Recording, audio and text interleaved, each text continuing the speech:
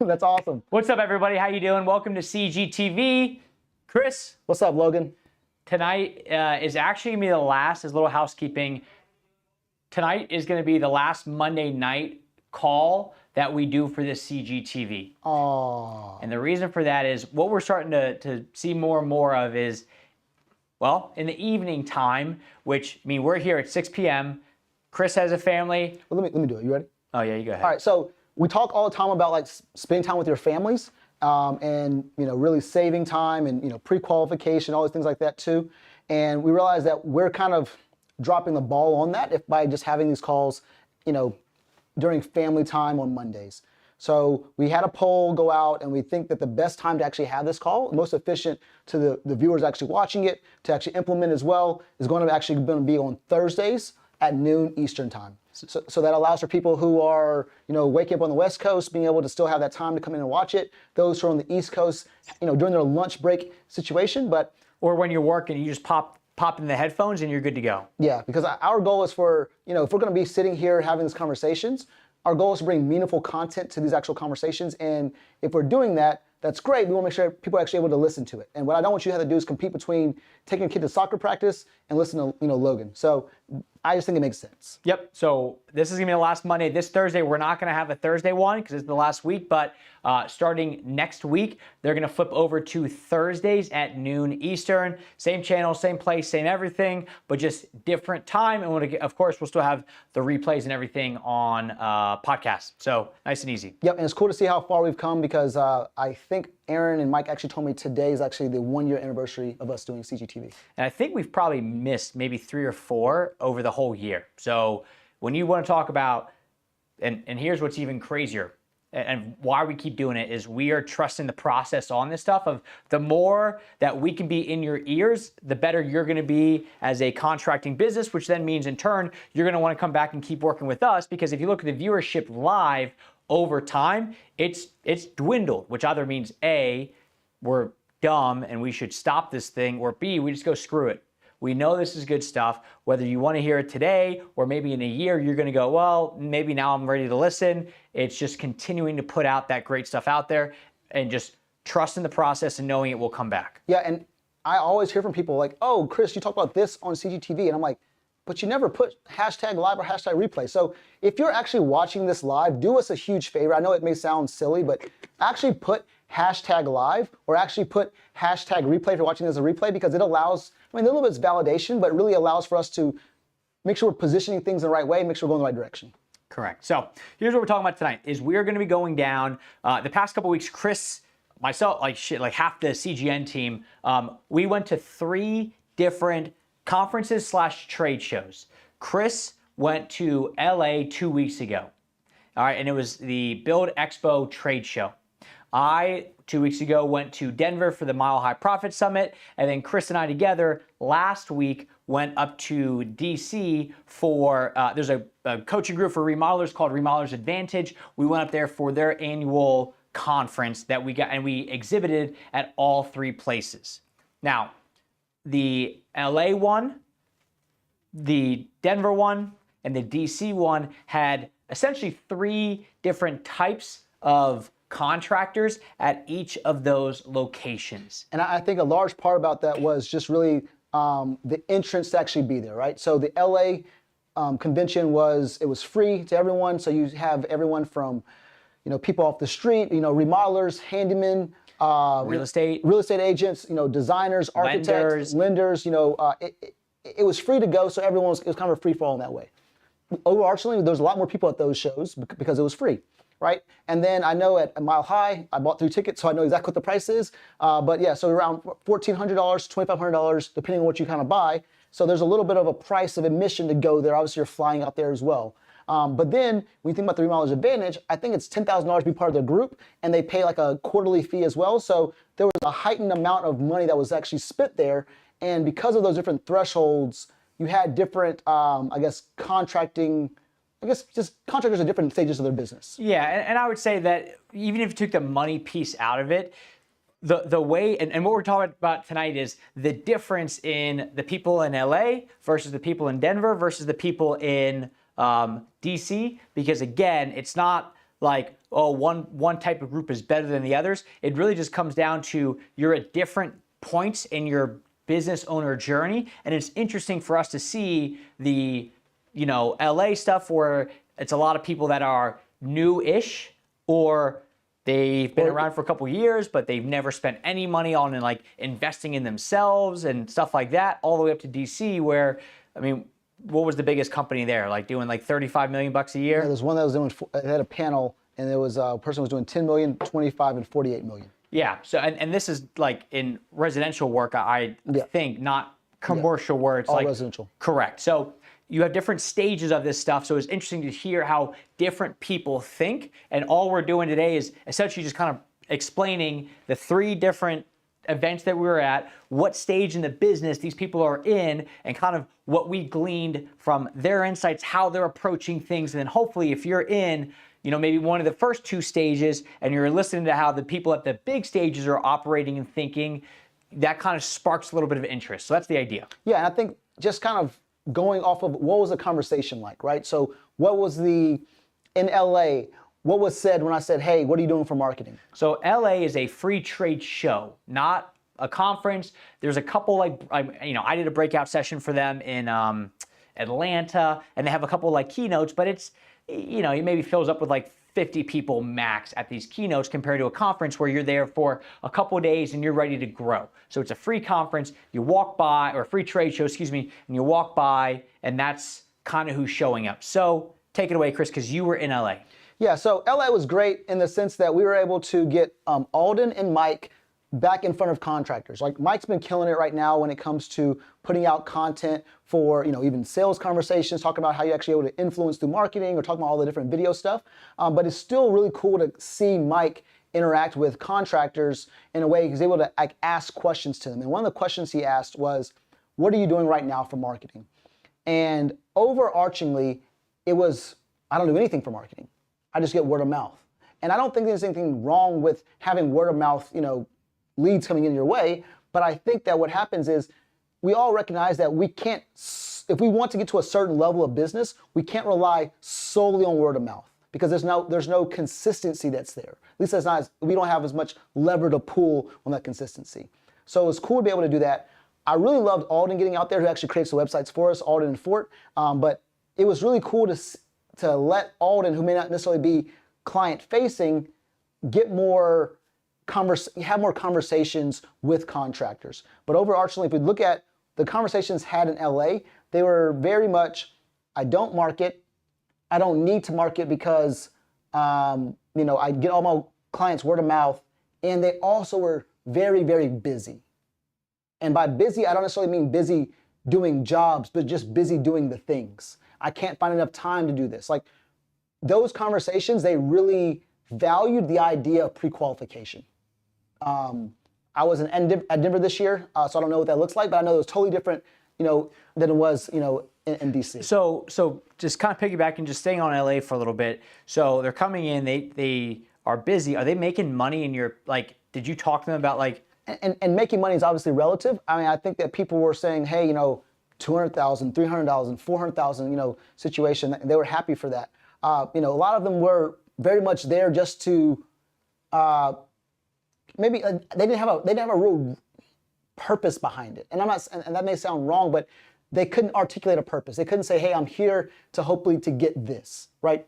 I just know this is happening in my area, so I know I need to show up, so I'm here, right? I got my goodie bag, I'm putting all the different trinkets of trash in my bag, and I'm moving on from there. There wasn't really intentional conversation in the most part. But now there were people out there who very much were like, hey, I don't want to be on the lagging edge of this stuff. I want to find out what's happening now. So they were very happy to see what's happening next. It was really cool to see people talk about the idea of pricing on the website, because in LA, it was like, there's no way you can do pricing on the website. But thankfully, we have a couple of LA contractors. So that, hey, look, I'm gonna show people that are actually in your area, actually in your competition pool, who are actually doing this, and it made, oh gotcha, it was a light bulb moment, especially when we talk to people about how much time they're actually spending on estimates versus how many are actually going forward.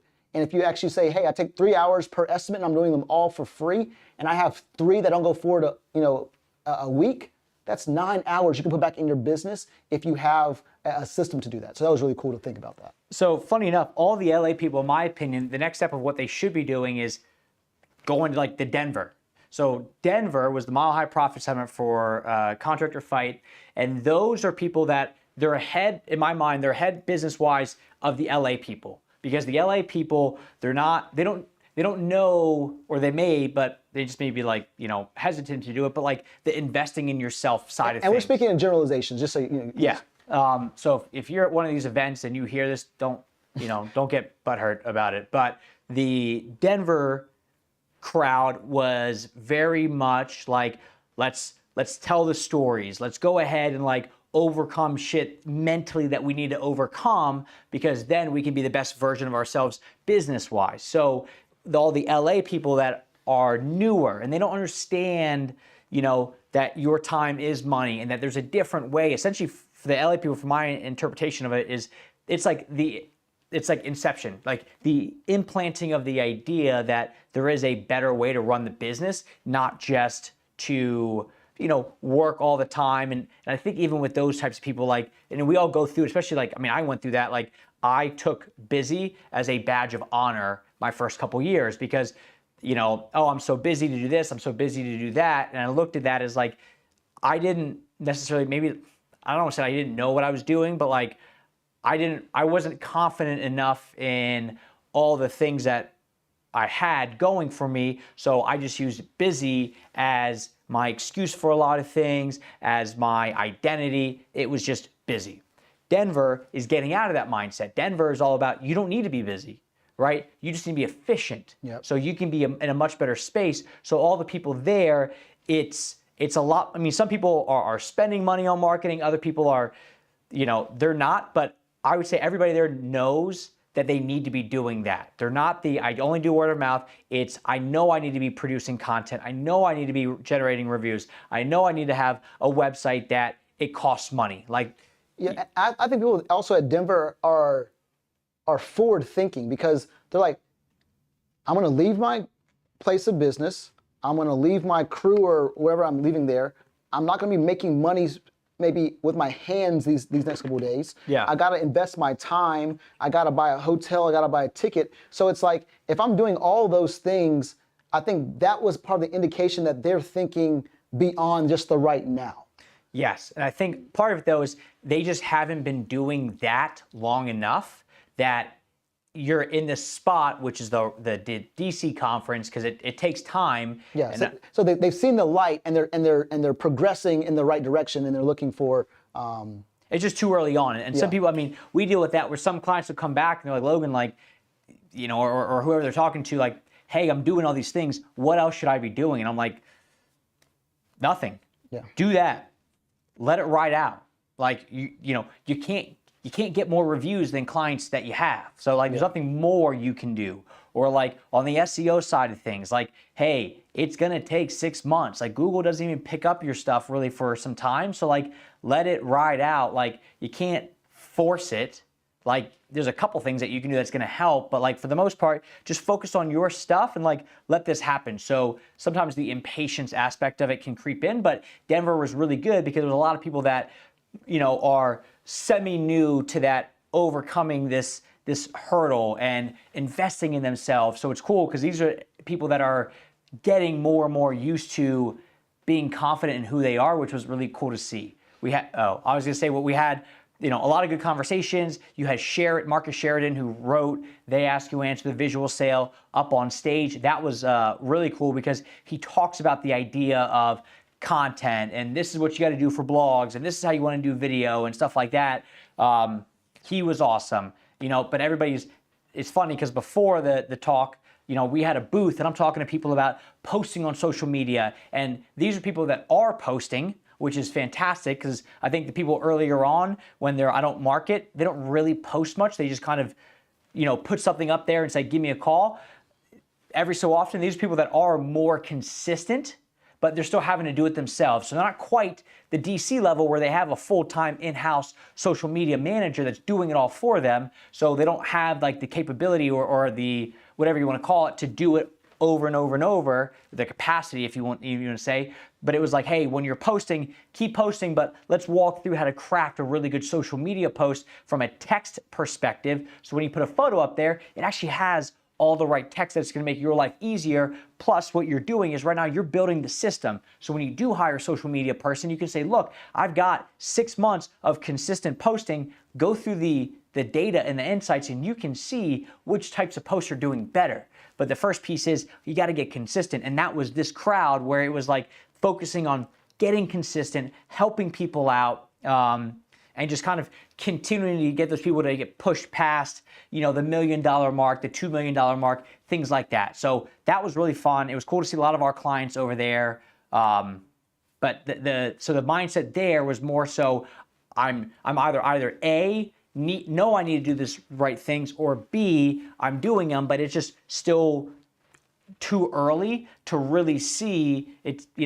I know I got to lose weight. I know I got to diet versus I know, I'm dieting. I've been dieting now for a couple months, but it's just, you don't lose all that much weight. Things I can do to make it a little bit easier or make it more efficient and things like that. Yes. So in LA, with the conversations mostly being, they really value the idea of pre-qualification. What do you think they were valuing, like from our offer, the most in Denver? I think with them, what they liked was it just made sense logically. Gotcha. So with and I remember going through this mastermind group a couple years ago when I joined them, and somebody asked the question, how do I sell somebody something that I know is going to work, but I don't have enough case studies? And they're like, you just need to explain it to them in a way that it makes logical sense, and then they can determine from there. So I think with this, because the conversation we went to the same trade show in Atlanta that Chris went to in LA, and all the conversations would do the same. What are you doing? What do people that refer you out to their friends say about you? Oh, they say this, this, and this. Okay. Do you generate work online? Nope, online doesn't work. Okay. Well, do you have those 3 sticking points online? So if I went on your website, I could see this is why you're the best. Oh, no. I'm like, okay, but if that's the biggest thing, so it makes logical sense to them about the pricing piece, about talking about the emotion, about having a process on their page. And I think in that conference, again, it's people that are newer, and when you're newer in business, there's typically an ego involved, not good or bad, but I mean, we all, as an entrepreneur, like we all have a certain ego, like we all want our name on the door and stuff like that. So there is a level of that goes on. And when you're in those environments, like I'm just thinking back to the Atlanta people, like talking to some of them, and they're like, yeah, I only do high-end remodeling, 300K and up projects. I'm like, that sounds awesome. Like, what do you do for marketing? Nothing. I'm all word of mouth. And I'm like, I'm not saying you can't do that, but like you're an anomaly where you're ripping at, doing 300K projects over and over and over, or that 300K project is costing you $270 to do it. And there's a little bit more there, but it's still that chest beating. I'm not a contractor. I'm an entrepreneur. I'm making this happen. I'm making all this high-end top-line revenue. But the thing that was cool about Denver is all those people, I'm guessing, because I've gone through that, is we've all gone through that. I'm the best. I make all this money. I'm the shit. And then you realize deep down, hey, this is not going as well as I want it to go. I need to get over this and figure out a better way to do it. And then Denver's like the other side of that, of like people, like their ego is checked. Like you're not going to that event to like simply learn how to, post on Instagram. Like Heiner did a good job, but you go there for the whole thing. And Heiner's story in itself is amazing because it's him overcoming that stuff as well. That's cool, because I remember last year, it was really, it was Tom's first year actually having the event. And granted, I'm a little biased, so I was, emceeing the event, but I think it went absolutely great because at the end of it all, and I'm sure they did it probably again this year, the one thing that Neil did was he had like this implementation piece, right? So It wasn't just like, hey, get extremely excited and rah-rah'd up and then go home and, to the winds and whatever happens. It was very much, hey, you've seen how this has affected other people. You're given tactical, tangible things you actually can do in your business. Let's talk about the 3, 5, 10 things that you're going to put on your list that you're committed to doing, and take that home and actually implement. So since the event, I've actually heard from several people who have kind of started to do those things. Everything from 75 hard to, really pushing on video content or getting a website, whatever it may be. So it's cool to see that as well. So those first two events. The first one, LA, is people that are very early in their journey, or they've been doing the same thing pretty consistently every year. The second one is they've kind of gotten over that hurdle of like, okay, this business is bigger than me. It makes a bigger impact. I got to get my stuff together. And they're either starting to do the right stuff in a big way, or they've been doing it, but it's just not enough time in the pocket to build your way up to the third event, which is DC. And so it's Remodelers Advantage. It's a coaching program. You got to have a remodeling company. You got to be at least at $1 million a year. Not everybody there was in it. I think like a quarter of the people were actually in it that were at the event. Yeah, there was another group of people there. I think it's called BKBG. It's a buying group. Yeah. So yeah. And I think it's for those that have like showrooms. Is it correct? Yeah. The way that it was explained to me was essentially you just have more buying power. So like you essentially create your own mini monopoly of like, hey, we want to buy these faucets, right? And instead of me saying, hey, I got a remodeling business, I'm going to buy 24 faucets from you a year. What's your price? It's like, hey, I've got 50 other people that also want to buy 24 a year. What's your price on 500, not 12 or 24, whatever it is. So, it's a couple groups there based on that. But the people there, for the most part, where, the first people were, I don't market. The second people were in Denver where I market and it's me, the business owner, marketing. And in this place, it was a different, because I'd never really heard this before, but I'm like, hey, what do you guys do for marketing? And I'm expecting the, word of mouth, or we do a little bit of this, or I already got a company. But there was a lot of people that are like, oh, I got an in-house team. So it went from no marketing to actually I got a team of people in-house. And what's crazy to me is that I don't know what the threshold is, but it's cool to see the actual value of marketing in that space. Because we talk all the time about how there's three parts to any business. You got sales, fulfillment, and marketing. And for lack of better words, maybe when you don't as robust, you don't put that effort and emphasis on. Like, there's people out there who don't have selling backgrounds, who have never done any sales coaching at all, who don't have marketing backgrounds, who don't do any marketing at all, but still run a business that's all in fulfillment, right? So I think as you grow that out, it's a lot easier for those other pieces to kind of like stake their hold in the actual business. And it was really cool to talk to people on a consistent basis who said, yes, I have a marketing team. And then not only that, being able to realize that we can still provide them an infinite amount of value as well. Yeah, what we did with them, so the strategy had to be a little bit different. So going into it, the whole thought process, just so you know how we kind of think internally, was we're going there, and at this conference, they have their own like Remodelers Advantage, who puts the conference on. They have their own Remodeling Advantage marketing company. So that's like you're competing with the person putting this on, business-wise. Then there was another company, Builder Funnel, and that was they're a remodeling and home building marketing company. They actually were the ones, like a couple weeks ago, they flew into Charlotte to hang out with us. And I'm like, okay, those people have been going to this event for a long time. The actual people putting on the event has their own marketing company. I was like, how do we stand out? Because that's the big thing that we talk about with our clients. And okay, great. You do quality work and you provide a good experience. Who else says that? Every freaking person says that.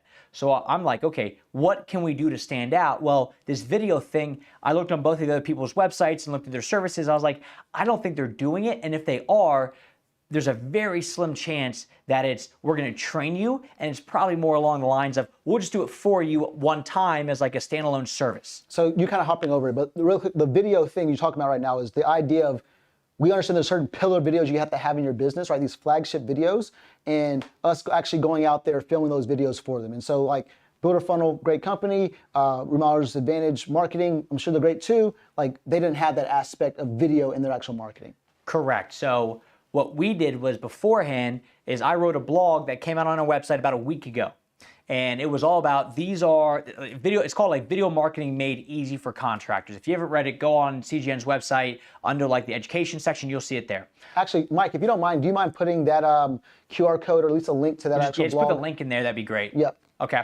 So what would happen was, what we then did was we went to like, I had Mike said, Mike, I need you to put something punchy as a headline and put it on a piece of paper with a massive QR code that people can scan.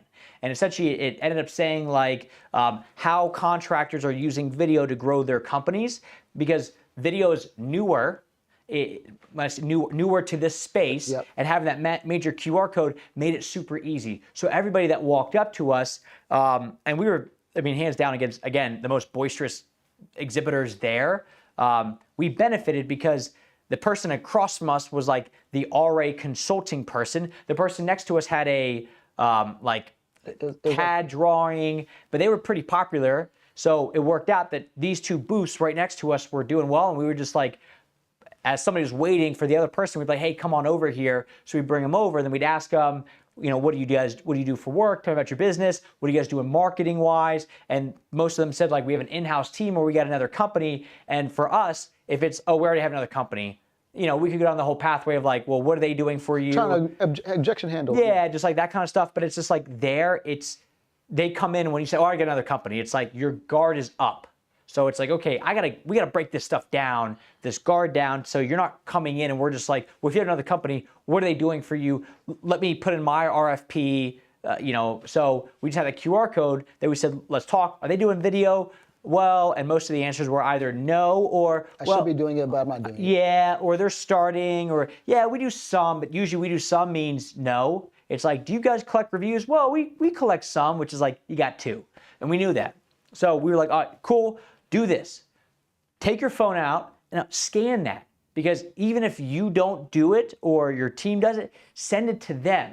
And selfishly, what will most likely happen is they're not doing this. That's a service we provide as well. If you like the blog, we can do it for you. So there's always an opportunity for us to work together. So that way they kind of know the angle if there is. It's like, but still, take that, send it over to your team, but it introduces CGN to them, not just from, oh, they're the guys from the conference, but to like, they're the guys to the conference, plus it's now on your phone. So now it's there when you pull it back up. You know, if we run retargeting ads, we can get back in front of them again. So we needed to find a way where these people that are giving us an objection that we've never really heard before, or we have, but we're not that used to it, to now going, okay, well, how do we break it down in a way that it's okay? So we did that side of things. And it was cool because every person who said they have a marketing team still realized that a company who is specific for contractors, who is educating them on video, was still ahead of the curve. Yes. And so it was like, well, you know what? Like, if at the very least I can educate my marketing team on this information, it would be great. One thing I didn't think about too, you just kind of talked a little bit, was in both Denver and in DC, the contractors oftentimes brought a member of their team. Yes. And that was very cool. Yeah, and I think that just the buy-in piece is so important when you're doing that, right? I mean, that's why I brought you to Costa Rica. Yeah.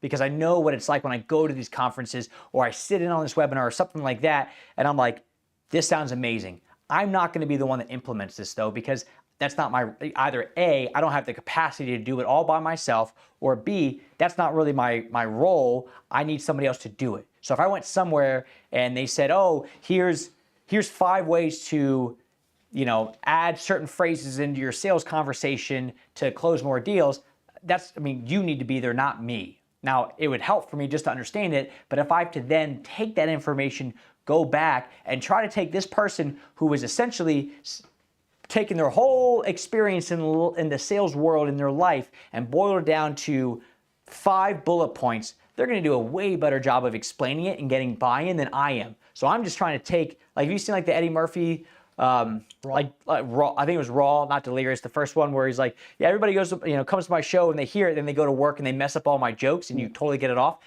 That's what happens at these conferences. I come back and I'm like, let's go, we're changing the company. And everybody's like, why? Like, why would I do video? Like, why do you mean video? And they're like, no, trust me. I heard this talk. There was this, you know, this booth. We went through all this stuff. So having that blog is like our way of saying, read this if your team's not here, but it gets the buy-in from everybody. So now as an entrepreneur, we're not fighting this battle alone. We at least have one other person to step in and go, okay, this, you know, let's talk about this. How can we do it? So now it's one less person, but it also, from the team's perspective, I'd imagine that if Logan comes back and says it's one thing, but if it's Logan and somebody else that comes back and says it, it's like, oh, okay, it's not just Logan changing for the sake of change. There's a different person saying it as well.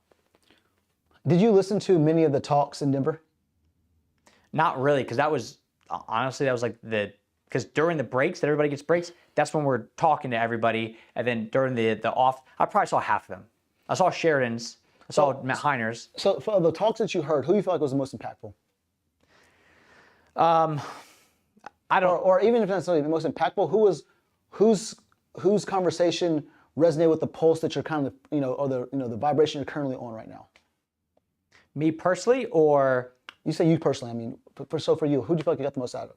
Because I asked that question kind of leading because for me in DC, there was two people. It was a lady by the name of, I think her name was Henna Pryor. The sales lady, who was really talking about the psychology, and it's really cool to see how almost everything she's saying, like, we're already doing, right? And it's cool to even hear more examples of how it's impactful for your hiring process, or how if you give all the fuel to the conversation where you're just simply talking about how great you are versus introducing some friction, which is questioning why should you do this in the first place. I mean, it's just good sales. So I really love that. And then additionally in DC, they had one of the previous execs from Chick-fil-A. And everybody thinks of Chick-fil-A as the customer service, and it's so cool to think about how she talked about having like a big mission and having a purpose behind this stuff, and how it was so impactful it was. I think we all see how Chick-fil-A is, have you seen those commercials where they kind of go above and beyond, or, hey, this person changed a tire for somebody, or... Yeah, like the pay it forward commercials. Yeah, the pay it forward commercials. Like, it is cool how they simply just said, we're going to go above and beyond. And they talked about the idea of not having rules, but just saying we're going to go above and beyond, because what they did at one time was there was this person, I think in the South, and they had this big pepper shaker, like this 2-foot or a pepper grinder.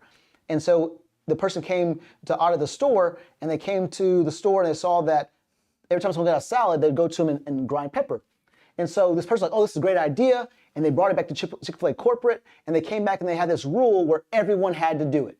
Everyone bought these, $78 2-foot, pepper grinders, and because everybody had to have them, like they seemed to get legs and walk out of the store, and so they had to keep buying them. But like people in Philly and New York, they don't want somebody over their shoulder grinding their pepper and like talking to them. They're there because they're busy. They're going, people who are more than South are going to Chick-fil-A because it's like a family environment to have that time. And so they realized that the rule was off, but the intent was right? So go above and beyond. So they really implemented this whole idea of going above and beyond.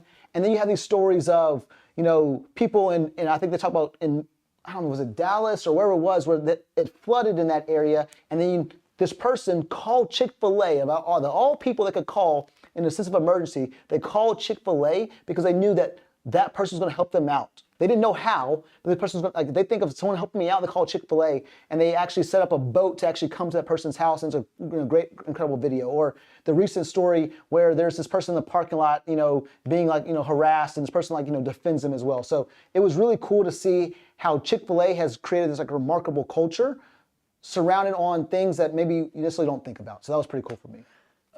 And at this conference, I mean, a lot of those bigger companies that are doing at least 8 figures, like they've been doing the right stuff for long enough, right? Yes, they have bigger price points compared to some people, but they've been doing the right stuff for long enough that their mindset is very different. So like they brought up, at this panel, I wasn't there, but you told me about it. What did they discuss if there's a recession? So they said they had 3 budgets. They had an A, B, and C budget. For what? Just for the entire business. Okay. All right. So in those budgets, they had a marketing budget and things like that as well. But like, let's talk about the marketing piece of it. So they had an A, B, and C budget.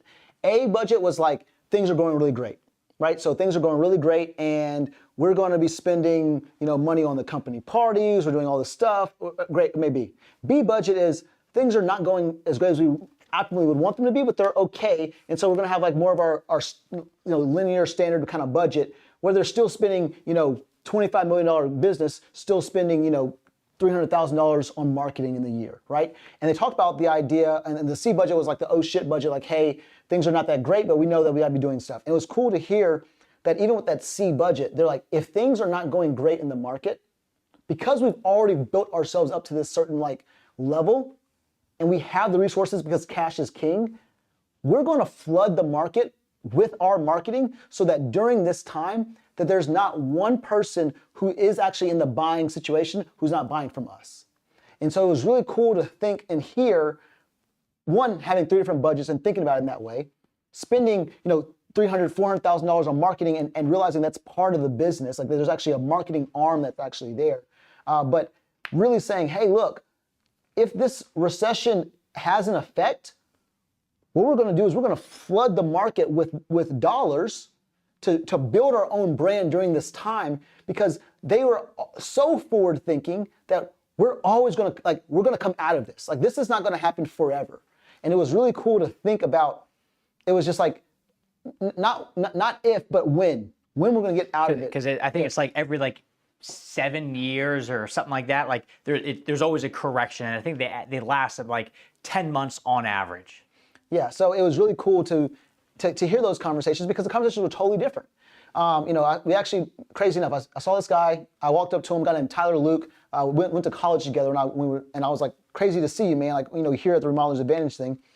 And he was like, yep, man, we got to a place now that our lowest, cut fail, we won't take a job less than $150,000. And he's like, hey, man, it took some time to get there, but now that they're there, they're now appealing to a whole different market now, because it's just crazy to think that this person who wants you to build a $400,000 addition to their home does not want you also working on a $65,000, kitchen.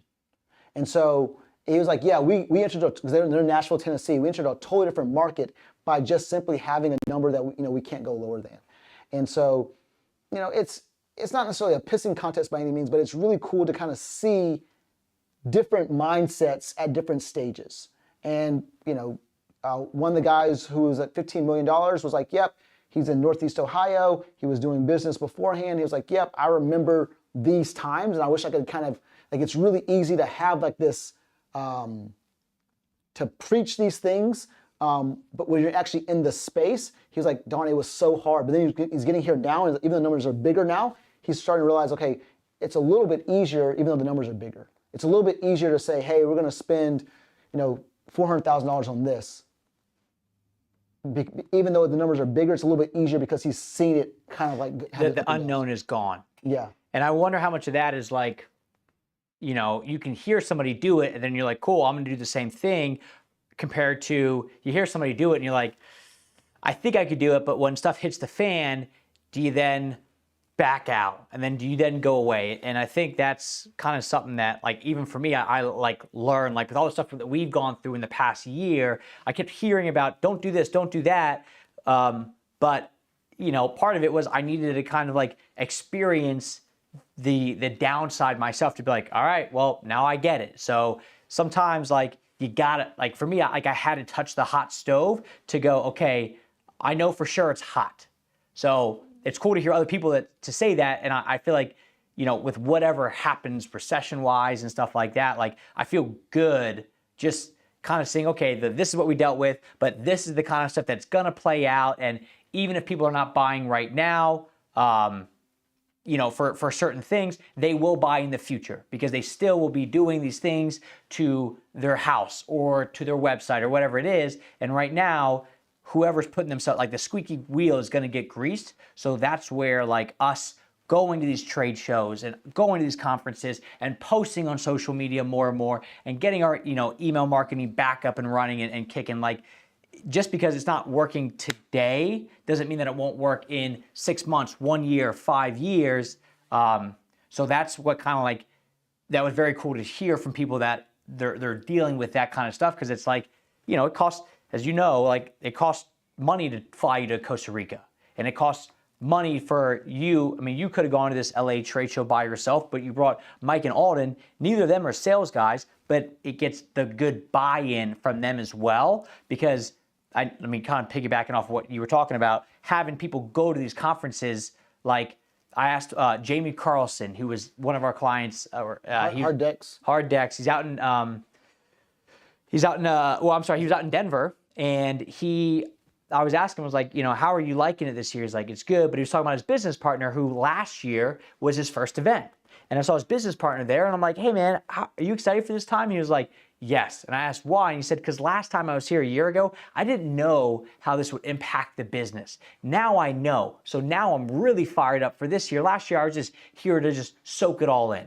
So it's almost like you got to go through it. You got to experience it. Then you experience it on the other side of either A, doing the right stuff and going up, or not doing the right stuff that you're supposed to be doing and going down and saying, screw that, next year I'm going to do the right stuff and implement moving forward. So I'd imagine with a lot of people from Denver, if they didn't implement last year and they want to again this year, they're going to implement even more this year. So it's very cool to see that when you bring your people there as well, because now you also have some accountability of, now we got to actually do this shit, because I can't go to this conference and come back and say, yeah, I learned some stuff, but we'll do a little bit here and there. Now I got somebody sitting next to me that I feel the pressure. So if we go to Costa Rica and you're there and I'm like, hey, we're going to do these things, and then I come back and don't do it, well, now I'm like, well, shit, what does Chris think about me saying I'm going to do this, but then not doing it? So it does help, but I will say, like, just the difference of LA versus Denver versus DC, it's just people in different stages of their business,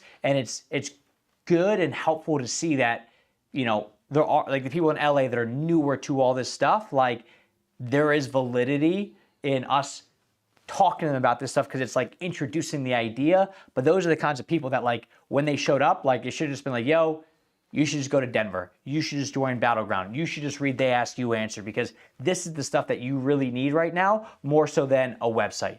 Yep. Well, and I know that we got a little bit of time left, and I know that Mike needs some good micro content, so let me quickly give you a rant. What I learned from these events is the importance of community.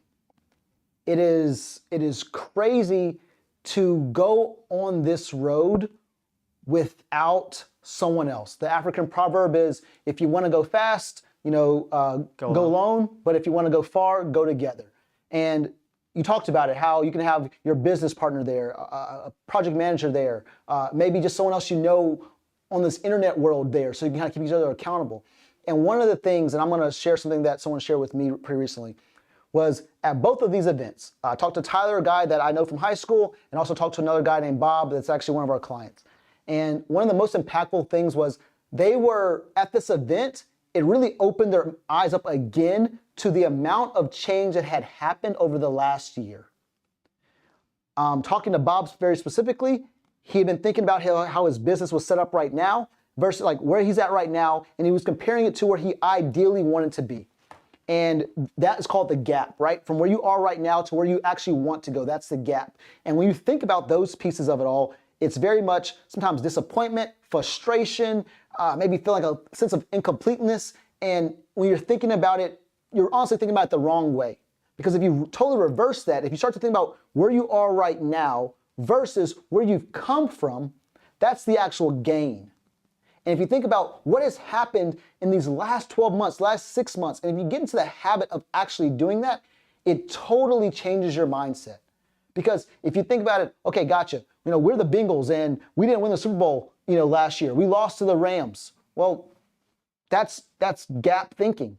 But think about it. The Bengals hadn't been to the playoffs in, was it 10, 15, however many years it was before that. So that was a huge gain that was actually there. And granted, I know you're big on the idea of participation trophies in the sense of that you should reward the effort, not necessarily the outcome at all times. I think there's a lot of value to that. Granted, from like a sports standpoint, I'm a little back and forth on how I feel about that, but it is so damaging if you're only thinking about the gap all the time. Like, you and I are very critical of ourselves, CGN, of others sometimes, because we want to grow and we want to have a huge impact in the spaces that we actually sit and occupy. We also, I think, have a pretty good relationship where we're able to go back and say, hey, I can give you some gain sometimes. You also do the same thing for me. And so if you don't have that community around yourself, able to keep you on track, keep you accountable, but honestly, it's internal to you as well, but it's like, hey, Logan, I'm not gonna wake up on time for this. Do you mind being my accountability person to help me get from there? Like, gotcha, that's being self-aware. So it was really cool to see those two aspects at work, really watching the community. I know that the, in Denver, they have the different, the battleground group, the different other groups they have as well. And DC, they have their round tables, those groups is like that. So the community is huge. And then being able to watch people's minds go off when they think about the idea between the gap that they have from where they are right now to where they want to go, to really focusing on that gain is absolutely amazing. It's cool. So love it. 3 different stages. Sometimes, we all as entrepreneurs love to look forward, but sometimes I know for me, it helps me to look backwards and go, okay, this is where we were this time last year. How are we doing? And it's, it's a very, sometimes it's humbling. Sometimes it's cool where it's just like, all right, we're making progress. So that's all I can ask for. So that's all we got. Next Thursday will be the first time that we're switching over to the new time. Thursday at noon Eastern, not this week, but starting next week. We'll see you guys there. And since we're kind of switching things up, in the comments of this actual Facebook group, do me a favor, go out there and like any of the CGTVs that you've watched where there's like a impactful kind of nugget that you still remember. I still hear people talk about stepping to your greatness. I heard that today from a person, which was pretty cool. But if there's any nuggets that you remember, let's talk about that whole idea of gain. So post that in the group and we'll see you guys next Thursday. See ya.